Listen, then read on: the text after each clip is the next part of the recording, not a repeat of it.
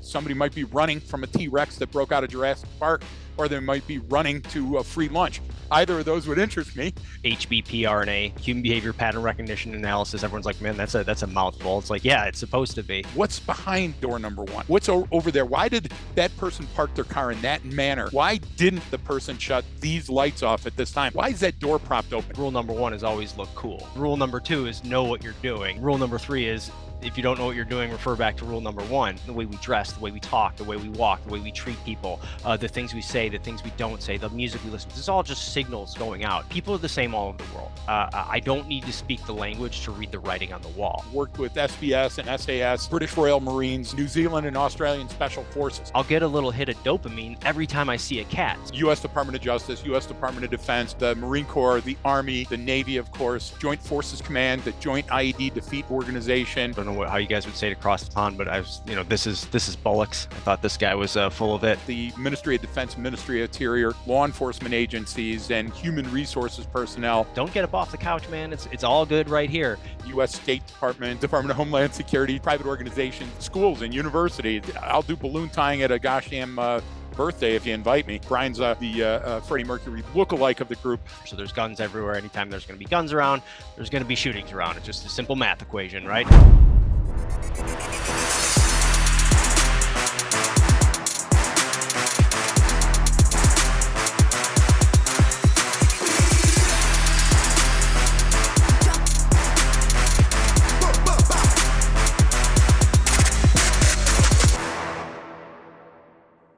Hi, folks. On today's podcast, I'm joined by Greg Williams and Brian Marren from Arcadia Cognerati.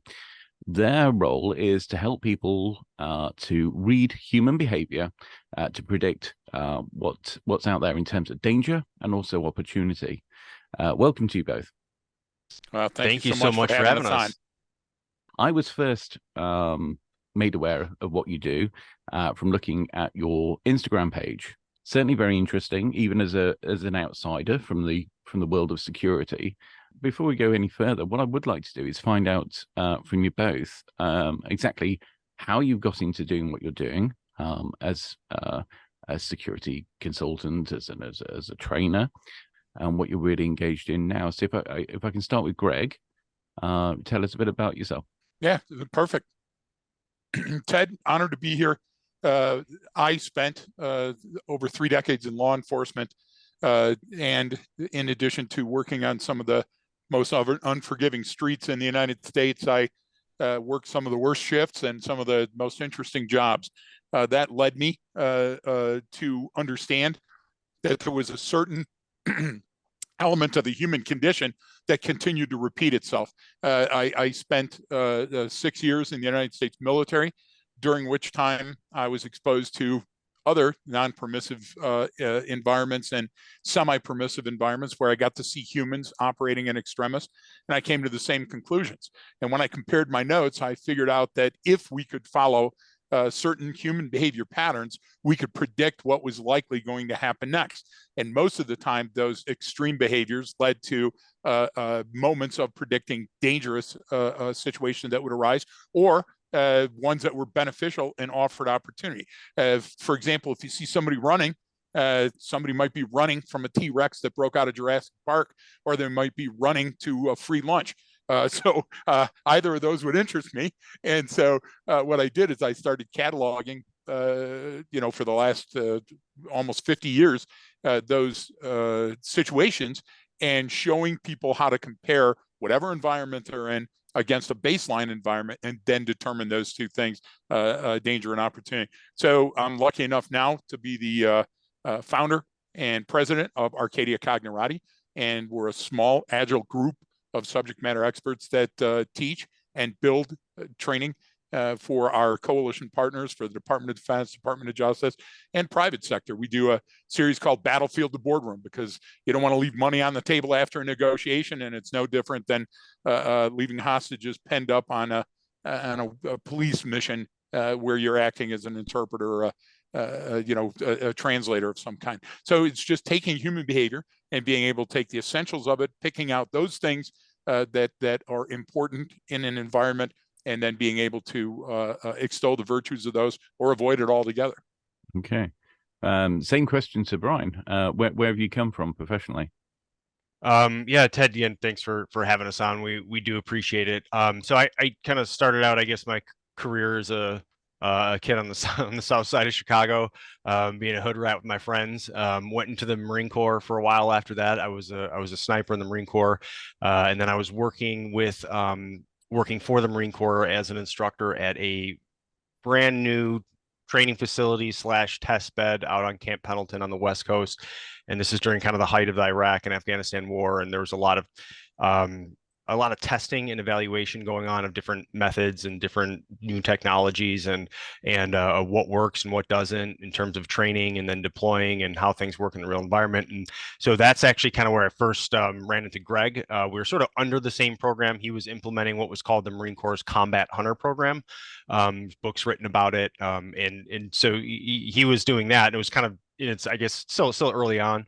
So I first saw Greg speak somewhere on Camp Pendleton, and I think my first reaction was, I don't know how you guys would say it across the pond, but I was, this is bollocks. I thought this guy was full of it, and then I saw the difference in Marines coming through training who had been through his training and who hadn't, and I was like, okay, wait a minute, this guy might be onto something. And I then went on to other work for different U.S. government agencies, mostly doing high threat protection for different government personnel all over the world. Kept running into Greg in all sort of the wrong places, and then finally, I think in Afghanistan in 2012, we ran into each other, and he said, hey, we need some help, or we're kind of expanding some other programs. We're working with these other organizations now. Why don't you come on board? So I started working for him, I think, by probably 2013, and continued that, and then continued my own personal education, a master's in applied psychology from USC. And then we kind of left the Beltway here in the United States to try to get out of the Washington, D.C., Department of Defense area. We just call it the Beltway, all the government contracting. Try to get out of that. We still do some work in there, but we started our own company then a few years back, and we do it on our own under Arcadia Cognerati. So tell me, what kind of clients have you got? From the early days, it was mostly government. That, let's make sure that everybody understands that distinction. The U.S. Department of Justice, U.S. Department of Defense, the Marine Corps, the Army, the Navy, of course. Very little was done with the Air Force, only because of the mission of Iraq and Afghanistan. Joint Forces Command, the Joint IED Defeat Organization, and then the Ministry of Defense, Ministry of Interior of most every coalition nation. We traveled a bit. Then, since Brian and I tried to separate from the Beltway, we wanted to make sure that the same requisite skills were available to law enforcement agencies and human resources personnel and private Fortune 500 and 100 companies. So everything from the U.S. State Department to the Department of Homeland Security to private organizations that will be non-attribution on the call, only because they they probably want to have that part of their folio remain private.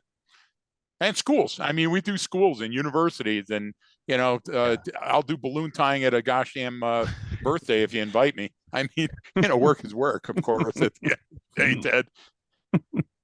I mean, that's something to touch on, because certainly some of the security concerns are very different over in the US as they are in the UK. What do you consider to be the key challenges that your clients are aiming to are facing, and what you think you're offering them? Well, so it kind of depends on what domain we're working in and who we're working with. So we build training programs, and they focus on a lot on security, but it's human behavior in general. So we partner with a lot of other training companies. We partner with some data companies, because we have a unique way of operationalizing information. So if you think of even just general situation awareness and your perception in your environment, and there's signals screaming out to you, and there's things you pick up on, most of it is meaningless, right? So what you're trying to do is figure out what matters, what observations really matter. And then the big point is, the next step is then, so what do we do with that information? How do I utilize it? So that's what we big picture do. So now that opens the door to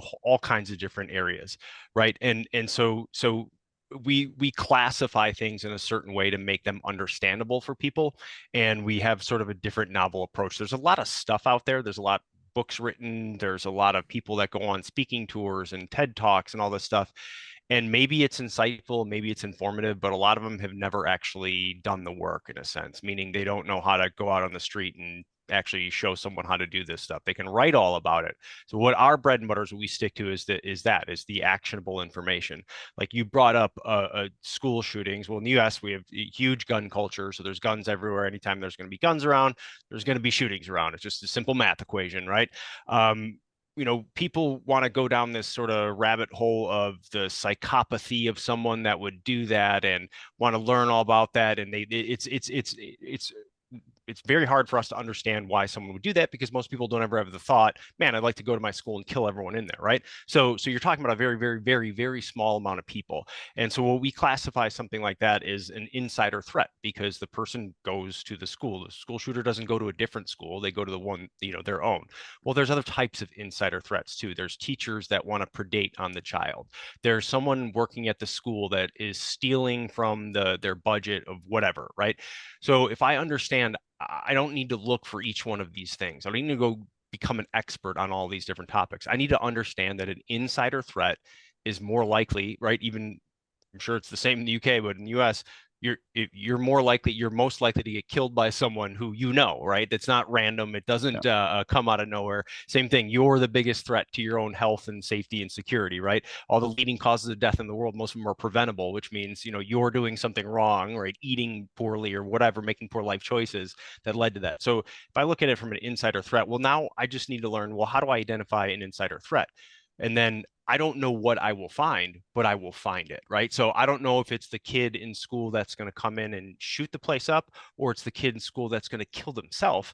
Those are insider threats. So those humans operate at a very specific bandwidth, and all humans do. We're all constantly on transmit, right? So I got to learn how to tune in, receive that frequency so that I can read and understand what's happening. So humans are constantly telling the world all about them, whether it's, we do that in ways. We do that in the way we dress, the way we talk, the way we walk, the way we treat people, the things we say, the things we don't say, the music we listen to. This is all just signals going out. So what I have to be able to do is sift through that information, find out, well, what's really important under this, and then operationalize it, use that, give it the so what. And people love talking about the differences in different cultures and different places, and sure, there are cultural differences here, but people are the same all over the world. I don't need to speak the language to read the writing on the wall. I don't need to know all the differences in the language. I mean, think about, we're both speaking English, but we're speaking two very different forms of English. So if you had someone, let's say, that was like a native Spanish speaker and they learned to speak English, they they would listen to us talking and be like, I don't understand half the things you guys are saying, right? Because it's almost two different forms. Language is not important to me. It's how someone behaves within a given defined context, and that's going to tell me all about what they're likely going to do. And that's kind of what we stick to, if that makes sense. Mm-hmm. Greg, I don't know if you have to add to that. I would say this. I'm the storyteller of the group, and I would say if you take a look at my first mission to Afghanistan, and then my second, which were only a number of months apart. But the people that I was operating with on the ground the first time thought that I was from Russia. They had no idea who Amid Karzai was or what was going on with the war. They were just tribal factions that were moving through their environment. A few months later, when I was there, they were all on Roshan phones.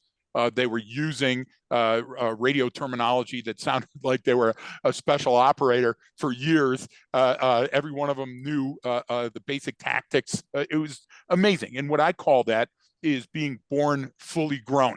You don't have the chance to mature into something. It's thrust upon you, and the next thing you know, you're using a down-looking satellite, and all the same things apply. I'm a goat herd. So what happened is, like, our break, which you may remember from England and from the UK, we were kind of born fully grown as a culture. And then we had to grow into this new environment that seemed like it was ever open. And what happened is we came up with stuff like Colt guns made men equal. And we haven't been able to step off of that bus or that train. So we're in London or elsewhere in the UK and in Europe, where you'll have a knife attack, or you'll have a bomb plot or a bomb threat, or you'll have a vehicle ramming attack, which was very popular for a while. That's because those things are available, and people are angry, and people choose the things that they want to fight for. I mean, just recently and I'm not on social media. Brian's not only the Freddie Mercury lookalike of the group, he's also the social media person that's in the group. What happens is somebody said, "Oh, Osama bin Laden had it right. We had 9/11 coming." Look, there's always somebody out there that's looking for a fight, but almost nobody wants to truly fight. They just want to snipe. They just want to throw those words out there and put their fists up and rant and rave. Well, if you're looking for a fight and you have the intent to do it and you need a means to carry it out, guns are ubiquitous in America. So it's really, really, really tough to wrap your arms around a situation that is sort of like a water balloon and to keep squirting out these different directions. The benefit that we do have is, even though they seem like they're everywhere, they're so statistically rare, and they're solvable. The biggest, hardest problems that we have in society, we're trying to solve with AI and computers and all of this other information, when it's interactions with humans where you're going to see the stress fractures and the cracks. We have a huge problem with suicides amongst our service members and our law enforcement. And one recent one was broken down just a week ago, and it showed a motor vehicle accident on duty that led to some time off, that led to an allegation of fraud, that led to people being investigated in a suspension, and it ended up with the officer shooting themselves. Well, when you take the time to look backwards, hindsight is always 20/20. What we're trying to do is we're trying to catch up with a pair of lenses where you can predict likely events in the future based on what you're witnessing right now. And almost anything, and we're not talking a crystal ball here. We're talking that elements of your human behavior that leak out every single day, and how you stand, where you stand, when you drive, where you eat, how you speak to other people, those things can be measured and they're repeatable. And then guess what? If you follow those patterns day after day after day, Houston, no problem. If all of a sudden you start doing different things, it's like cheating on your significant other. Okay, when you go to cheat on your significant other, you'll get your teeth whitened, or you'll go to the gym and try to lose weight, or you'll spend a little extra money on stuff like flowers and cards and stuff that you didn't before.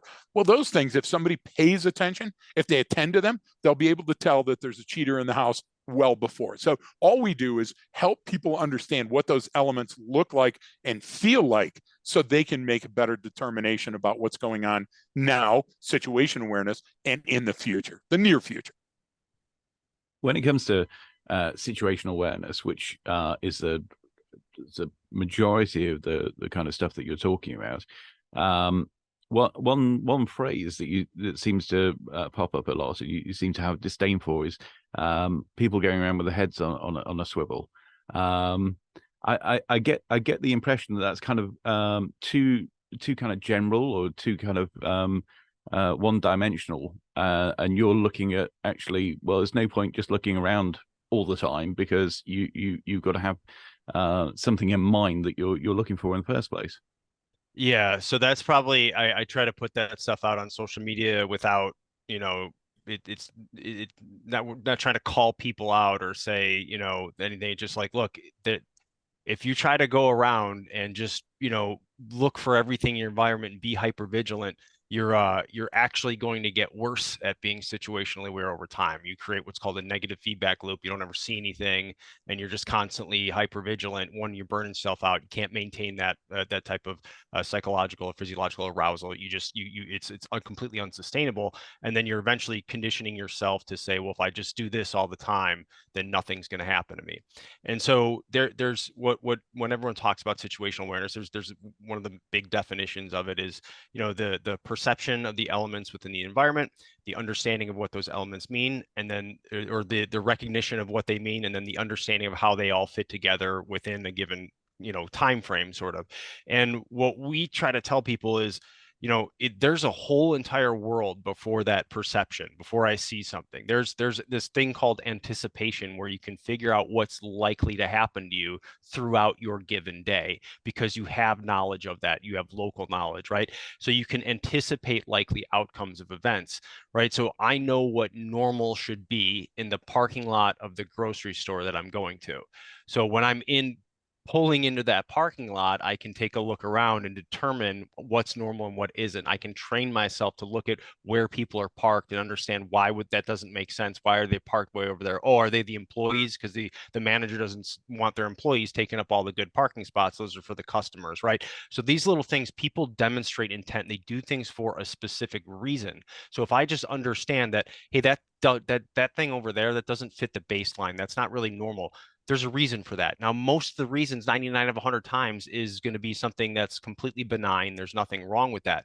But if I don't recognize those things, I'm never going to see the one where it's like, oh man, he's getting the guns out of the trunk and he's heading into there, right? So if I don't ever see those in a normal environment, if I can't do this skill set, do this every single day, then I'm not gonna see the massive pre-event indicators that are screaming in my environment. So the whole keep your head on a swivel thing, it's like, well, what am I supposed to do? Just look around? It's like I need something to look for. So we come up with like little games, like one of the ones we do with here. You've probably seen it on social media. I said, this week, go through your environment and try to find what we call a feral cat, like a wild cat, a house cat that just wanders around, right? Because where do cats wander around it? Do they walk down the middle of the street? No, they hide in like the negative space. They go and come in and out of places that are easy for them to go around where they can see. So it's a game for my brain. And here's the thing. Once you start doing it, one, if everyone's listening to this and you go try to do it, you're going to start seeing more cats in your environment than you ever have. It's not about finding the cat. It's about a game for your brain to go, oh, I need to look into these other little areas. I need to look underneath that vehicle in the shade right there because that's where it's hanging out. If I train myself to look into those negative spaces, one, I'll be a better observer. But here's the thing. I'll get a little hit of dopamine every time I see a cat. So now my brain's like, got it. I love this game. It'll keep doing it. And now you're going to see way more than you ever did. Now you're going to see those two guys hanging out where they shouldn't be because they're about to go attack or mug or rob someone, right? So that's the idea behind it is just keeping your head on a swivel or taking your environment. It can be completely overwhelming. And if you overwhelm yourself, right, you're going to miss things and you're going to make poor judgments. And situational awareness is sort of a catch-all. It's like the very first thing that you would learn. So, of course, situational awareness is important. Situation and situational awareness are very closely aligned, and it all comes from computers and how computers can react with each other quicker, more efficiently by seeing different cues in computers and predicting what's coming next. The problem is that as humans, we always want the lowest caloric intervention, so we dumb it down. And what I mean by that, for example, I'm lucky enough to have worked with SBS and SAS and British Royal Marines, New Zealand and Australian Special Forces. And so taught them everything I knew in different places, which were very kinetic environments. And what they took away from it was a program called ground sign awareness that they built. Well, what was that? Well, it was just the very basics of it that they completely understood, because when I started talking about predicting the human behavior and watching for a longer period of time, they were like, yeah, we've got enough. We're going to go and do this. Well, look, they're some of the best fighting forces in the world. But what they did is they just took a daily dose rather than saying, I'm going to take a look at this and have it change my entire life. So there was gravity before Newton got hit by the apple. That's what this is. This is an epiphany. This is cathartic. This is how you learn about your environment. And you go, wait a minute, I'm going to speak better to my children. I'm going to be able to order through the clown's mouth better in a drive-through and not get into situations. When Brian is bad situations, it's okay to get into good situations. Brian's talking about a feral cat as a metaphor and a real training program. Well, listen, if $1 is laying on the street, or a pound or a quid or whatever it is. I'm not very good at the translation there. If it's laying on the street, it's going to be picked up right away. Nobody's going to walk by and say, oh, I'm not going to pick that up. So where do you have to look for money that's been blown by the wind, or dollars or coins or gold or a ring? Well, it falls down the sewer, doesn't it? It gets into those far-reaching places that are right out of your sight. Well, situation awareness means what I'm looking at. And what we do is, what's behind door number one? What's over there? Why did that person park their car in that manner and leave it running? Why didn't the person shut these lights off at this time? Why is that door propped open? And when you're more in tune with your environment and you're asking those type of questions, you don't get surprised. And you know what? Rarely do we like surprise. As a matter of fact, what do we always say as we get older with the birthdays? Okay, I don't want a surprise birthday party. Make sure that we all know what's going to be going on. I'll tell you a surprise I recently had. Brian just shaved his beard. So Brian had the type of beard when you comb it out, you find evidence of the Lindbergh baby, right? I mean, it goes back. It's like an archaeological dig. So when Brian shaves that and I see the rest of his face, there's an element of surprise. Now, I'm not sure what caused that, right? Was it a good thing? Was it a bad thing? Did he have a fire when he was cooking breakfast? So we don't like surprises as humans in our life. We like things to follow a pattern. And the pattern should be something I would tell everybody that's listening to your show that every single day they set the same pattern, and every week they get up at the same time, they eat about the same thing, they go to the same place for coffee or tea, they drive the same route. If you change any of that, you're going to be safer for the rest of your life, because a person won't be able to rob you at that intersection that they've watched out for forever. If you do one extra sit up or push up today, you can change the rest of your life and be healthier and live longer. But we don't do that, do we? We like to cave up, and we like to sit in the couch. And we like to watch television and eat foods that are bad for us. That's how bad guys get in. That's how situations creep in. Terrorists and criminals follow the same basic strategies, and what they do is they look for us when we're not paying attention, and that's how they get into the seams and gaps. So all we're saying is close those seams and gaps. Look, none of us wants to live in a war zone. None of us wants to have bars on the windows. None of us wants to have 7 alarms on our car and have to be looking over our shoulder every time we go Christmas shopping. So this is a way to be able to do all of those things and be safer without being hyper alert. Nobody wants to be hyper alert. I remember seeing something where a criminal of some sort was being quoted. If they were looking for somebody to attack, if they saw somebody coming down the street and they were dressed smartly, they were all squared away, they got their head up, they look like they know what they're doing, they would avoid that person. Whereas somebody who looks like they're stressed, or they've got their head down, or they're fumbling, or they're doing whatever, they just make themselves a target for that person. Yeah, and that's some of the tacit knowledge that people who are criminals, terrorists, insurgents, they go through training as well. Now, it might not be formalized, and it might not be a course that they sign up for. It could be just learning the hard way on the street growing up, or with that group that they joined or whatever, right? That's all training. And so they get good at identifying, potential victims. And it's just what you're saying. And the way our brain works, it just looks for something that's cognitively close enough. So meaning, that person walking like that, they're organized, right? What you just described as an organized individual, right? It doesn't matter what the clothes are. It's just that you're organized in your manner of how you carry yourself. So a high level of organization is always something to look out for, whether that's someone who's, probably good at their job or whatever that job is. So the same thing with criminals or terrorists, right? Highly organized can be dangerous. So they can identify things like that. And it's so powerful that you can actually fool people by doing that. I mean, you told that story to remind me of a mission I was on, and it was a protective operation, and with some high level government folks, and we were in a really dangerous area. And that was the rule number one. It was a joke, but it was also true. It's rule number one is always look cool, right? And rule number two is know what you're doing, like know your job. And rule number three is, if you don't know what you're doing, refer back to rule number one. But the idea was, I'm looking around and I had a complete mental break. It was a long day. I hadn't eaten yet. I was dehydrated. And then I had to, I was like, man, I completely forgot where we were going next, what we were doing. So I stopped, I walked out, I take a look around like I was scanning something, and I looked down this area. And then I did a little head nod to one of the other guys, and I walk up, and he starts looking around. He's like, okay, because he's reading me going, hey, Brian must be onto something. Now he's coming up to talk to me. And I walked right up to him and said, I have no idea where we're going next. What am I supposed to do? And he just almost started laughing. He's like, okay, go over here. But here's the thing. If you were if you were planning on attacking us, and you were a few hundred meters away, and you were watching us, and you had a pair of binos, and you saw me do that, and then you saw me walk over him, you're starting to put your head down going, oh man, I think he's onto us. I think he saw something, guys. Hey, hold up. Okay. Mhm. So I'm projecting this image of just that I'm being secure in what I'm doing. But really, I just wanted to go have a conversation with my buddy, and I didn't want to do it over the radio for everyone to hear. So the idea is it's very powerful how humans read their environment and how we get things wrong sometimes. So in your case, that person, the criminal telling that story of watching that person walk down that person could have been completely in their own head, not focused on anything that was going on, right? And had completely clueless and would have been very surprised.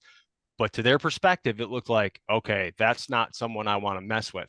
So it's an important way of how humans learn and how we perceive our environment. Mm. So if we flip that and just think for a moment, Ted, let's imagine driving to and from work every day. The people that you need to pay more attention to than your route selection are the people that aren't following traffic laws, following too closely, passing when there's not enough room, not using their blinkers. These are universal things. This happens all over the world. That means that that person has an agenda. Their intent is somewhere else, and they're not paying attention to you or those vehicles that are right around them. They fancy themselves a better driver. I'm much smarter. My car is much better. And that's all ego. That has nothing to do with real skill. And so therefore, they're much more dangerous than the person that's following all those traffic laws.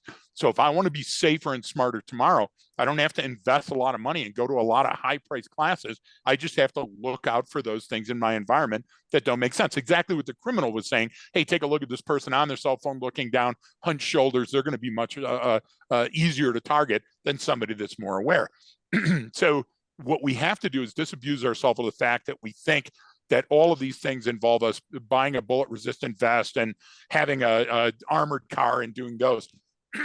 A person asked one time, hey, listen, I believe that somebody's following me when I'm driving to work. Well, make 4 right turns. Statistically, if you make a right turn 4 times, that's called a square. And if that person's still behind you, you're being followed. So go to a police station. Anything short of that, it's your brain that's creating these likelihoods, right? So if I'm going on an airplane and I'm a million miler and I've got the platinum tag on my luggage, I'm making myself a victim. You think people aren't seeing that when I go to get into the cab? Okay, they're making an assessment on that. If I'm flashing my cash when I'm stopping to get fuel, if I've opened up and have to choose a credit card when I'm paying for fast food, that's just social stupidity on a level that you don't often see. And those people that are going to rob you or make an example of you, they see those things too. So the idea is you don't have to change your quality of life. You don't have to change how much fun life is. You just have to stop cutting corners and be more aware of those things. Simply locking your door. If you have a gate and a fence at your home, closing the gate, having a motion light on, trimming your hedges. It's so simple. And we don't do tactics and techniques and procedures. We do human behavior. So a demonstration is much more important. Like fighting words. If a person calls me an arse and is being mean to me, well, that's okay because words can't hurt me. But now if that person gets in my way and juts their chest forward and brings up their fist, well, now those are artifacts and evidence that tend to show a reasonable person that the fight's going to be on soon. So what I have to do is be able to measure what's going on around me. And I always liken it to the simple things that people do every day. If I go out and I start my car and it's taken a little while and I got to pump the gas, something's wrong. Then when the car finally spits to a start, I notice there's a little red warning light that's on the dash. If those things are screaming to me and I don't pay attention, I'm going to be broken down on the freeway somewhere. So I have to pay attention to what any environment, especially new environments. I'm on a trip. It's a holiday weekend, those type of things. But I get just pay attention to those things around me and read the cues that they're giving me. So attention is not enough. We attend to things all the time. It's then weighing them. This thing weighs more. This person that's back in the shadows, that's oriented towards me, and I've got a handful of computer gear for the holidays. Again, that makes me more likely to be a victim. So just a few strategies like that every day is going to make your life a lot more fun and take you off of the hot plate of being somebody's dinner. And it's never fun thinking that you may be victimized. And look, just to be absolutely real, I'm in my 60s now, so I have to think that one day I might step out and get hit by a piece of an asteroid that breaks off, and there was nothing I can do about it. Those things happen, but they're so insignificant when you take a look at all of your life that you can't just go around preparing for them and wearing a colander on your head. I feel like a lot of the things that we talk about here is are things that happen instinctively. I think yes, there's certain things that are very intuitive. Like we as human beings, I mean, we're not evolved to fly planes and drive cars and all that sort of stuff. We're very sort of basic. But what we are trained to do is notice a human being walking. We know exactly what that looks like from a distance. Even if you were looking into a forest, you'll be able to see a person walking, and you'll be able to tell the difference between that and an animal. And I think that, yeah, a lot of these things we kind of know, but it's trying to put together, you know, our senses and what we have got, right, and then applying some kind of some sense. I know there are people who walk around, they've got no common sense whatsoever, and they're always doing something stupid and getting themselves into trouble in one way or another. But yeah, it's kind of taking that kind of intuitiveness and then turning it into a situational awareness that is of use. Actually turning it into an art form, right, Brian? I mean, by rehearsing it and practicing it, you're actually building resilience against the future. I'm sorry, Brian. And so that's what, you know, that's exactly what we do. We call it human behavior pattern recognition and analysis, which is a scientific term for something, you know, you've basically been doing your whole entire life. It's just no one ever taught it to you. And so if you think back to when you were a kid, you know, my definition of what HBPRNA, you know, that human behavior pattern recognition analysis, everyone's like, man, that's a mouthful. It's like, yeah, it's supposed to be, because humans are primed for pattern recognition. It's how you get through your entire life is through pattern recognition. But the idea is, you know, you think back to when you were a little kid, no matter who raised you, mom or dad, aunt and uncle, grandma, neighbor down the street, whoever it was, you knew even when you were little, when they walked in the door, before they ever said a word, whether they're happy or sad or angry, you know, you got to run and hide because you're about to get a whooping for something, whatever the issue is, that's human behavior pattern recognition.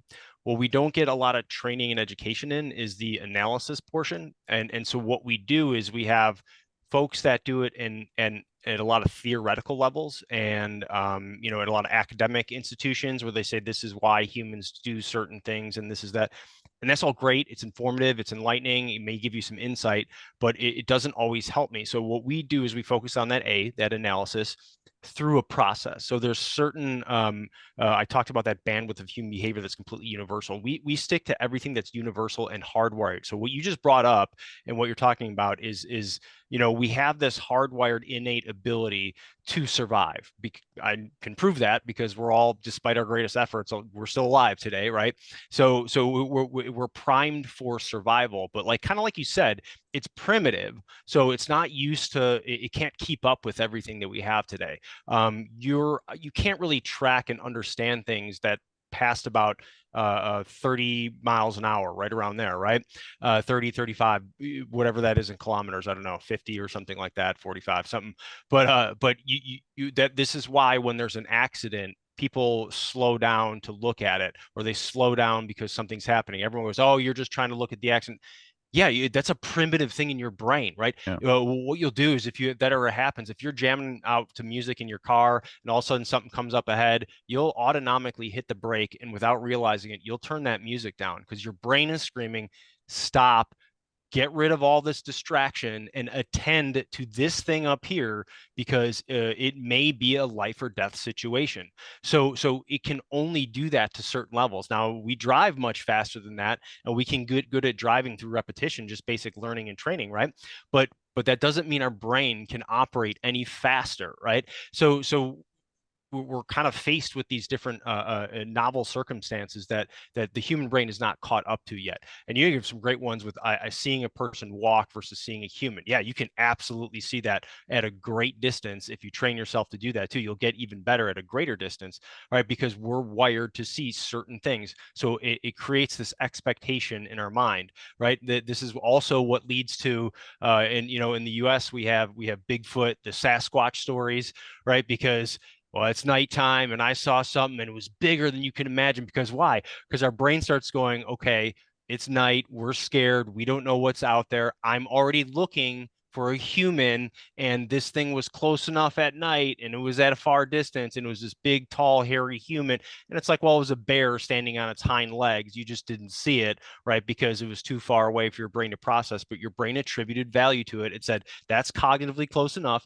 Here's what it is. So that's where those kind of errors, what we call errors in sense making, come in. That's why we get things wrong sometimes. So we have this innate ability that, because of the environment we now live in, there's a little bit of cognitive dissonance in there sometimes. And so our brain doesn't like not knowing something. It has to have an answer, right? It's not good with uncertainty. It wants to know when things are coming, and it wants to be on that plan, and it wants patterns. So it will fill in information, even if that information is completely wrong. I mean, that's the whole, it's, well, it's got to be alien that came and visited me last night. It's like, okay, well, we don't, when you say, well, I wasn't sure what it is, you got to stop there. But what do we do? Well, I'm not sure what it is, so I think it's this. It's like, well, hang on, like we can't jam a square peg into a round hole. So you're bringing up some tremendous examples. And so what we do is fine tune that through a scientific process. Here's certain things that you can see.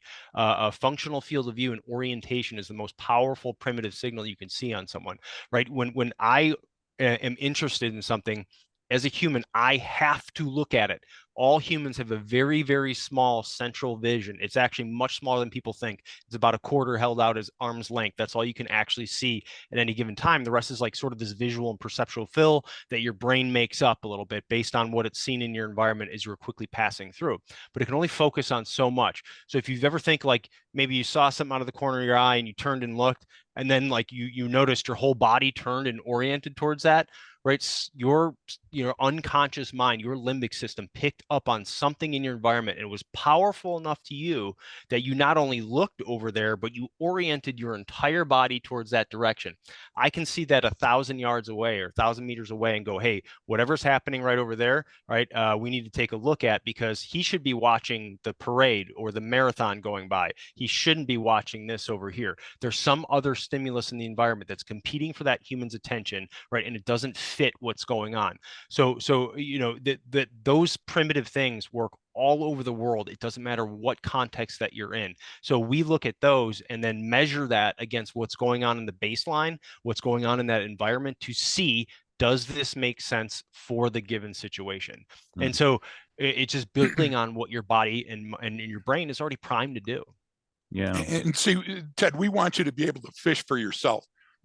So everybody wants a checklist, right back to the ground sign awareness thing. I made my money on finding bombs, finding snipers, and finding insider threats, but being able to show the soldiers, sailors, airmen, and Marines how to do it as well.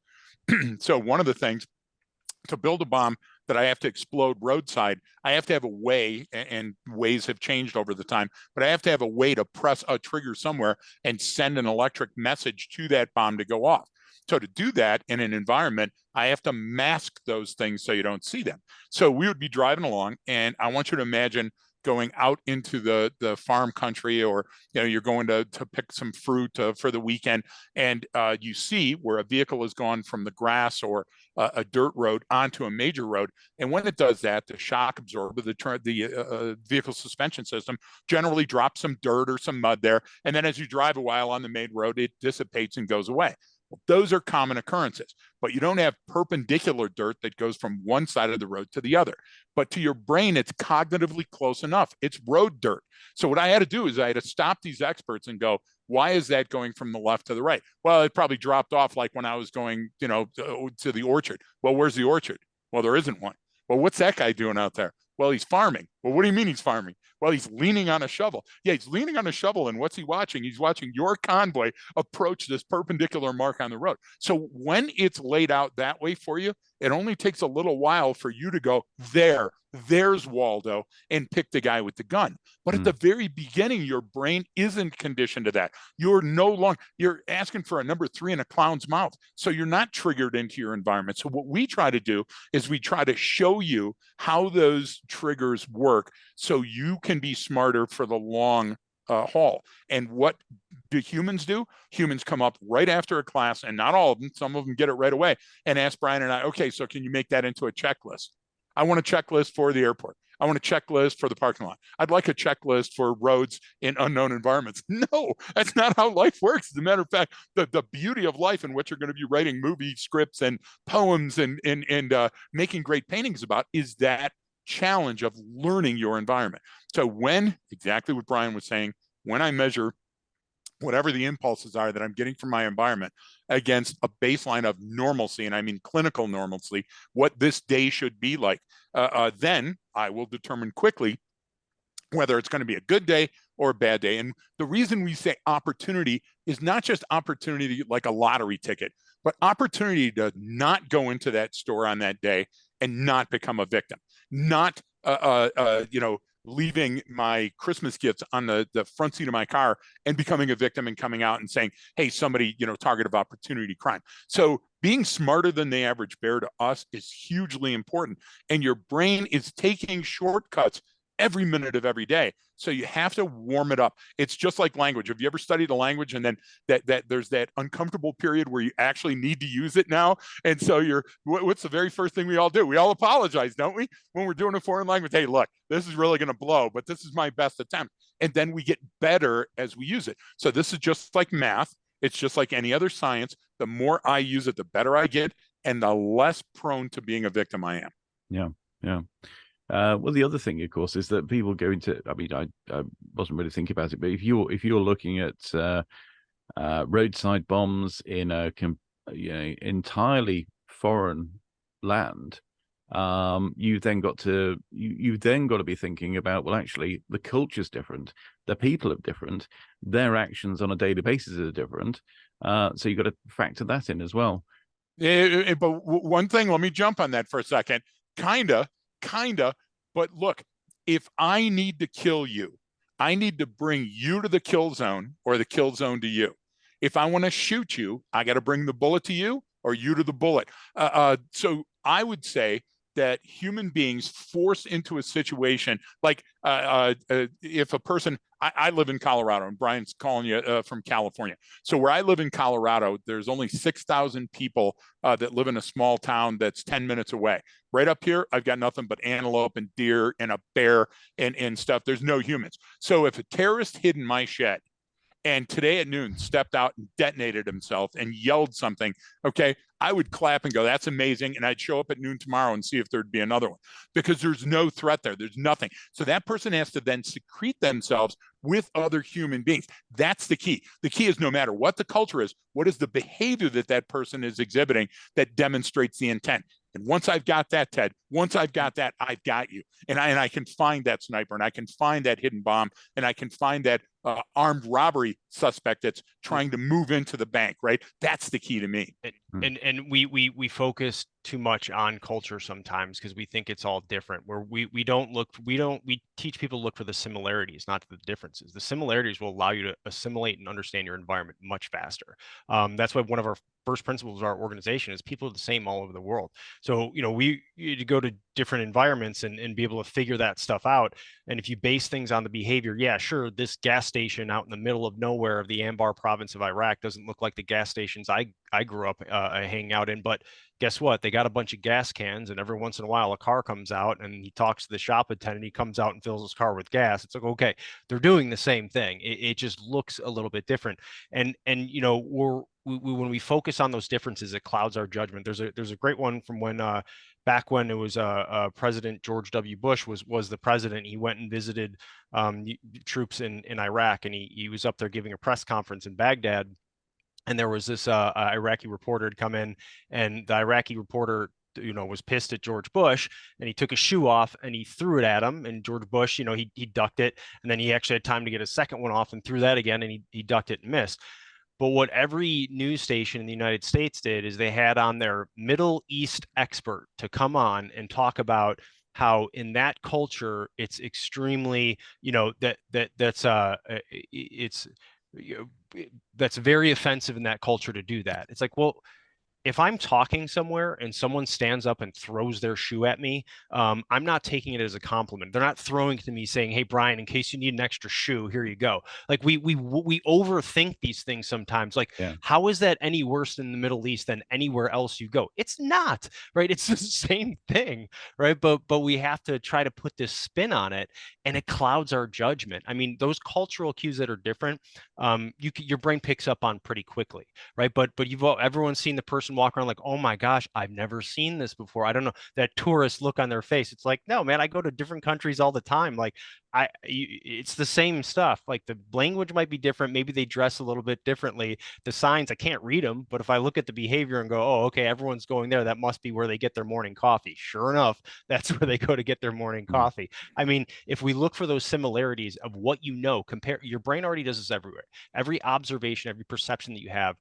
it doesn't take it for what it is. It takes it and compares it to something you already know, right? And it's got to be close enough, otherwise it doesn't really understand it. So everything is a comparison. So when you're talking about measurement or reading something, you want to get a pure signal. The problem is our perceptions are all subjective. So like if the temperature is, you know, 60 degrees or whatever that is in Celsius. I don't know. I can't do the conversion. That's the only one. The only thing we have that's better, that's the metric system is clearly a much easier system to understand, except for when it comes to temperature. I'll fight people on the Fahrenheit's better than Celsius because it gives a little bit more exact. But anyway, whatever that temperature says on the scale, that's it. That's what it is. Now, for me, maybe I'm a little cold. Well, for Greg, maybe he's a little warm at that temperature. So the temperature to us individually as a person is subjective, but the measurement right there on the wall is what it is. That any thermometer you bring in is going to say the same exact thing. So that's what we look for, is what is that pure signal? Now, what you feel of it based on the context and the environment that you're in, you can add into that because that's important for an observation, but I have to start with something. So if we start with those basic elements of human behavior, then we're going to be more accurate in our observations. And I would add, Ted, listen, we have the American West to go back to, and we can talk about the Pony Express and these things. The UK and England in specific is like the Olduvai Gorge. It's like where all of society was created. Think of how many different cultures fought for control and how many came in and brought different languages and different food and, you know, Hadrian's Wall and the problems, the troubles up north. All of these things created what you are now and how you compare yourself to other cultures. But at the end of the day, you eat the same, you poop the same, you sleep about the same amount of time. Sun comes up in the east and sets in the west. So if we acquiesce to those, if we stipulate that those things are true, then we can get on with the human behavior. Like every human has limits to human performance, and they're different. Some runners can endure longer, some people can lift more. But at the end of the day, they all do about the same things during a normal day. And that's where I start picking up on them. So the key is observation and perception, but the key is also anticipation. What's it supposed to be like when I get there? So when I see a car in a no parking zone that's still running with the door open and I hear loud bangs that are outside of it, you know, I don't need somebody to come up to me and go, hey, there's likely a shooting that's in progress. But the problem is that humans take, flash to bang, no pun intended there, humans take a long time to sense make. And during that, they're sitting there being victims going, wow, I wonder what that is. That could be a balloon popping. This could be, well, listen, with training, you don't do that. With training, what you do is you say, this is a likelihood that most likely things are going to be okay. And this is a likelihood that most things are going to be deadly or dangerous. And just being able to do that will give you competence and competence for the rest of your life. You'll feel better every day getting up and going to work or mowing the lawn or, you know, sending your kids off to school. Yeah. Brian, you were saying that the people fill in the gaps. So, you know, you'll see something, the brain fills in all the gaps. Yep. And this is probably the difference, I think, because the average person on the street who's not thinking, who's not anticipating things, they then become one of the many people who could be used as an eyewitness and an unreliable one. And I just keep on thinking about an example whereby you hear a bang, it's two cars colliding. You know, there will be people who will swear blind that they witnessed the entire accident, but what they actually did is they heard a bang, they turned around, they saw the aftermath, and they made up the rest. in a split second.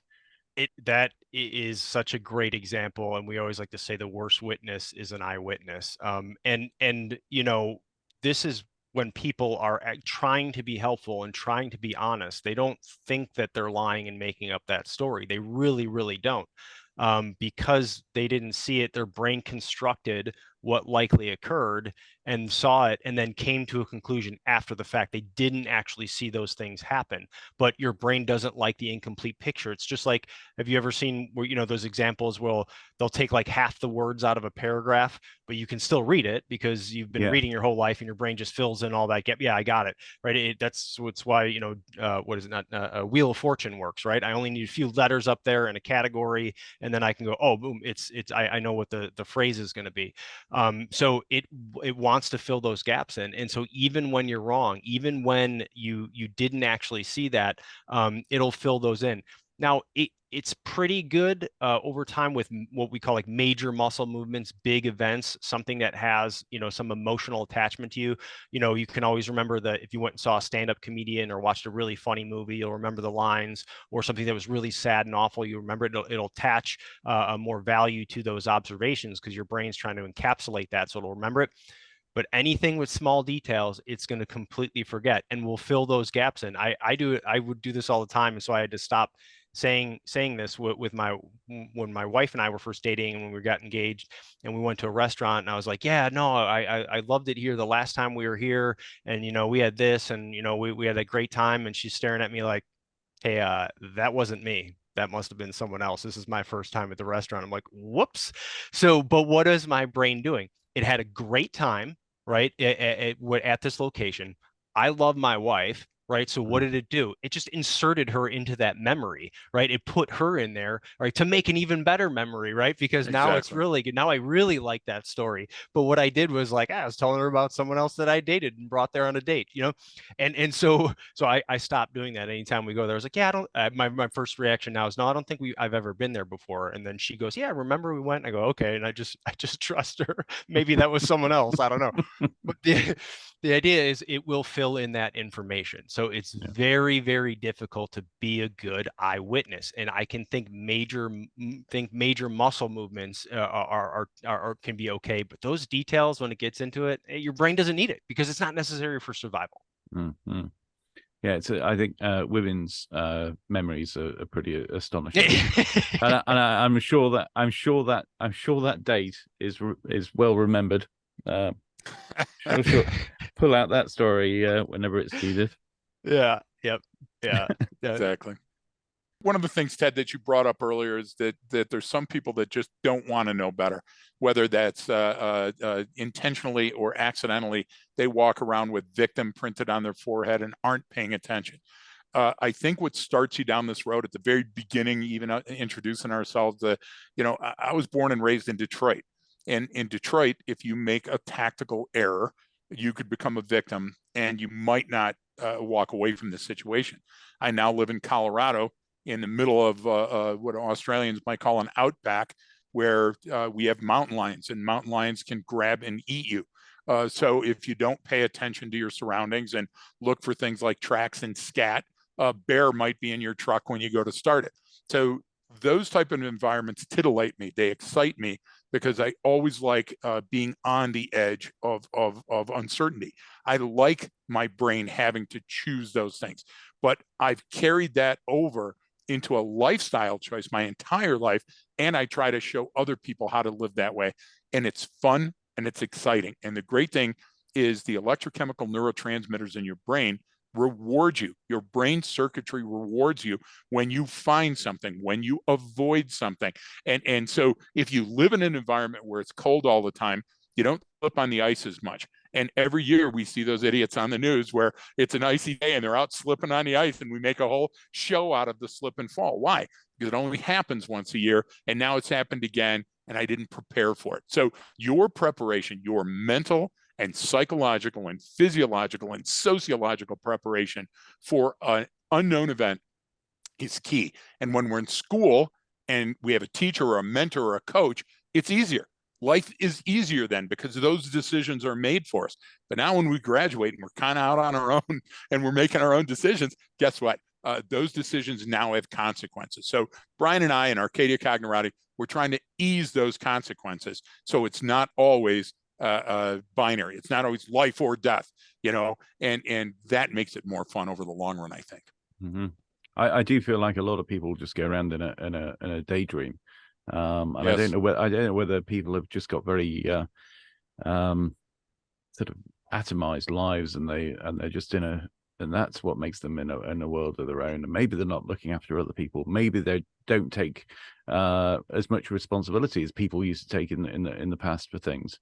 They don't have to at that point, right? Exactly. So if you've never had to deal with something like that, then you just don't think it's ever going to happen, right? If you've lived however many years of your life and you've never seen anything like that before, you've never experienced it, the longer that goes on, the less likely you ever are to think that something is going to happen to you. And so that's how we sort of get dumber in a sense, right? And humans do it just because we set patterns, and your brain loves it. It wants to burn as few calories as possible. It's always telling you to eat more, sleep more, stop working out, don't do that, because it's hard, it's difficult, and your brain doesn't want to do that because if it burns too many calories and you don't have enough food coming in, you'll die. So it's like, hey, don't get up off the couch, man. It's all good right here. We can live and survive right in this safe environment. Right. And it's true, because you can do that now today. Now,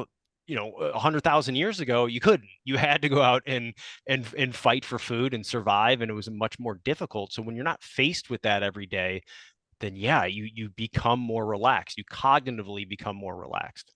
And the victimization is even worse. It's tenfold worse. If you've never skinned your knee, if you've never chipped a tooth, if you've never fallen off of a skateboard, and then all of a sudden here you are comfortable in your life and you do that thing, oh my gosh, it's so crazy. So a little skin knee here and there, that's okay. And our training is a lot about that as well. So it's not just our textbook. It's not just our lecture. It's the fact that we do part task training and we do scenario training. So you actually get to try out these newly minted skills. And that's, I think, what the military and law enforcement like so much, is they were actually out there doing it at real speed. We were going down the actual streets and knocking on the doors. And that's when you've got those consequences right in front of you. Your learning curve is very short, and you got to be pretty good at it. So it's still fun, I can tell you that. And it's still exciting. And there's a lot of people that wish to suppose they know how to do it. Like anybody that's ever been a cop goes, oh yeah, I know that. Anybody that's ever been a soldier, no matter how short their tenure was, oh yeah, we learned that. But that's not necessarily the person you want coaching your rugby team. So the idea is you should be very selective about who you go to for training. Not just my Uncle Paul that says, yeah, I watched pro wrestling, so I'll show you a couple of great moves. When you're going through to navigate your environment, I would say seek out somebody that can teach you. And you know us. I mean, you found us. And look, you know that we've got a social media following. You know that we've got the podcasts. We do free webinars. We do some pricey in-person training. There's a lot of stuff that we offer, but it's out there. You just have to look for it. Where would be the best place for somebody to find you? So we've got the website's always great at arcadiacognerati.com. And then we have our podcast called the Left of Greg podcast. I kind of keep them separate in a sense because for what we do with our company and our work, we kind of have to stay laser focused, and there's like a narrow, like left and right lateral limits we have to stay in because it's how we do things and it's sound. And then sort of our podcast is more like this. It's us talking about different situations, sort of opinion-based testimony. They're basically the conversations Greg and I would have in a car if we were, driving somewhere. So that's kind of where the idea for the podcast came from. So it's called the Left of Greg podcast, and it's a take on the term left of bang, which Greg brought to the sort of the Marine Corps with the Combat Hunter program, and then some Marines enjoyed it so much they wrote a book called Left of Bang, all about his work.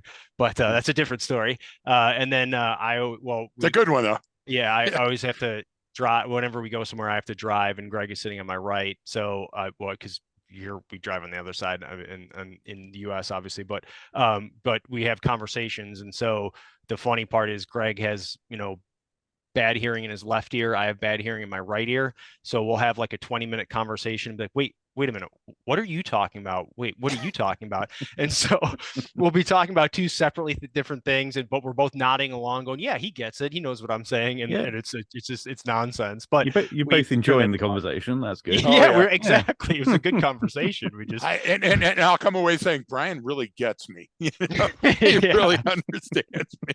And I'll do the cool. Greg's going to make that change, and then we'll talk about it later. Hey, I thought you were going to talk about this, and he's like, "What are you talking about?" I said, "We talked about it on the drive-in this morning." He said, "What?"